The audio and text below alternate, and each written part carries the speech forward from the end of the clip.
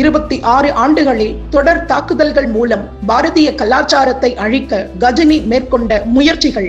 சரியாக 1000 ஆண்டுகளுக்கு முன்பு ஜனவரி 8, 1026 அன்று ஜிஹாதி கஜினி சோமநாதர் கோவிலை உடைக்க தன் முழு பலத்தையும் பிரயோகித்தான். ஆனால் அந்த தாக்குதலுக்கு பிறகு 1000 ஆண்டுகள் கடந்தும் சோமநாதர் ஆலயம் இன்றும் கம்பீரமாக நிற்கிறது. செல்வம் மற்றும் அதிகாரத்தின் மீது தீராத தாகம் கொண்ட முகமது கஜினி கிபி 1000 முதல் 1026 வரை, அதாவது 26 ஆண்டுகளில் இந்தியா மீது 17 முறை தாக்குதல் நடத்தினான். அவனது நோக்கம் இந்தியாவை கொள்ளையடிப்பது மட்டும் அல்ல, இஸ்லாமிய செய்தியை பரப்புவதன் மூலம் இந்தியாவின் ஆன்மாவையே சிதைப்பதாகும். தொடர் தாக்குதல்களும் பேரழிவுகளும். முதல் தாக்குதல் 28 நவம்பர் 1001. கஜினியின் முதல் தாக்குதல் பெஷாவர் மண்ணில் நடந்தது. அங்கு சுமார் 15,000 அப்பாவி இந்துக்களை கொன்று இரத்த ஆறு ஓடச் செய்தான். தப்பித்தவர்கள் அடிமைகளாக்கப்பட்டனர். கஜினி திரும்பும் போது 16 விலை உயர்ந்த வைர மாலைகளை கொள்ளையடித்து சென்றான். நகர்கோட், மதுரா மற்றும் கன்னௌசி என்று கஜினி சென்ற இடமெல்லாம் கோவில்களை இடித்தான். அங்குள்ள செல்வத்தை சூறையாடினான். மக்களை அடிமைப்படுத்தினான்.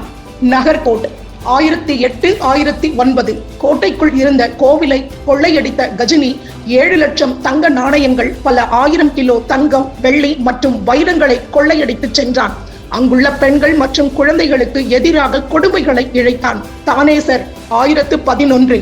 இங்குள்ள இந்துக்கள் வீரத்துடன் போரிட்டனர். ஆனால் நடந்த இனப்படுகொலை எவ்வளவு கொடூரமானது என்றால், அங்கிருந்த நதியின் நீர் இரத்தத்தால் சிவப்பானது.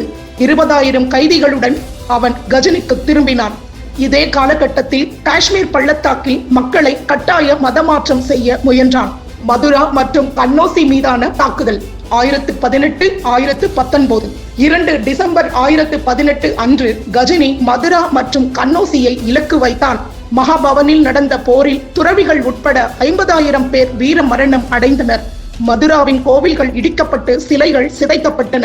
ஜனவரி 1019 கன்னௌசியை அடைந்த கஜினி அங்குள்ள 7 கோட்டைகளை தகர்த்து 10,000க்கும் மேற்பட்ட கோவில்களை அழித்தான். திரும்பும் போது 30 லட்சம் நாணயங்கள், 350 யானைகள் மற்றும் பெண்கள், குழந்தைகள் உட்பட 55,000 இந்துக்களை அடிமைகளாக இழுத்துச் சென்றான். சோமநாதர் ஆலயத்தின் மீதான இறுதி தாக்குதல். இறுதியாக பாரதத்திற்கு எதிரான மத போரின் உச்சகட்டமாக சோமநாதர் ஆலய தாக்குதல் அமைந்தது. ஜனவரி 6, 1026 கஜினி சோமநாதபுரத்தை அடைந்தான்.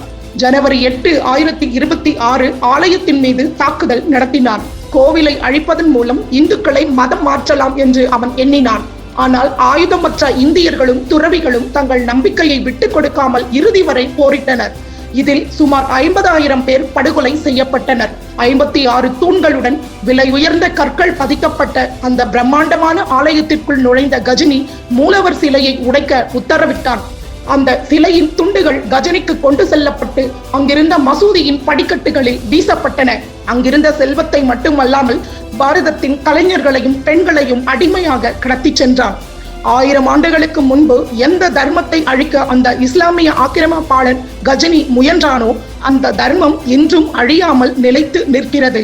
அவனது தாக்குதல்களை தாண்டி பாரதத்தின் நம்பிக்கையின் அடையாளமான சோமநாதர் ஆலயம் இன்றும் உயர்ந்து நிற்கிறது.